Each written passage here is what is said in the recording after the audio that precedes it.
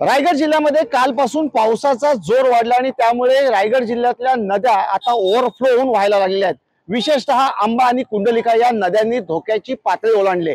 आंबा नदीने धोक्याची पातळी ओलांडल्यामुळे पुराचं पाणी नागोठणे शहरात आलंय। आपण दृश्यांमधनं पाहू शकताय, नागोठणे शहरातील हा सखल भाग आहे आणि विशेषतः आपण जे दृश्य पाहताय ते नागोठणे येथील एसटी बस स्थानकाचे आहेत। या बस स्थानकामध्ये जवळपास 3 ते 4 फुटांपर्यंत पाणी साचलंय आणि त्यामुळे नागोठणे शहरातून इतर ठिकाणी जाणारी जी बस सेवा आहे ती पूर्णपणे बंद करण्यात आलेली आहे।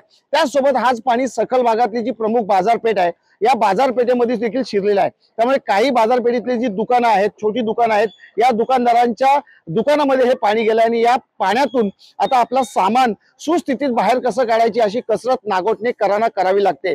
अशीच काहीशी परिस्थिती कुंडलिका नदीची देखील आहे। कुंडलिका नदीने देखील धोक्याची पातळी ओलांडली, त्यामुळे रोहा शहराला देखील सतर्क राहण्याचे आदेश दिलेले आहेत। जिल्हा प्रशासनाने अनेक तालुक्यातील शाळा महाविद्यालयांना आज सुट्टी दिली आहे। पावसाचा जोर जर कायम राहिला, अशाच पद्धतीने अतिवृष्टी होत राहिली तर रायगड जिल्ह्यातल्या अनेक भागांना पुराचा धोका निर्माण होऊ शकतो। व्हिडिओ जर्नलिस्ट ओम गोरेगावकर सह भारत गोरेगावकर, लोकशाही मराठी, रायगड। लोकशाही मराठी ऐका, पहा, जागरूक रहा।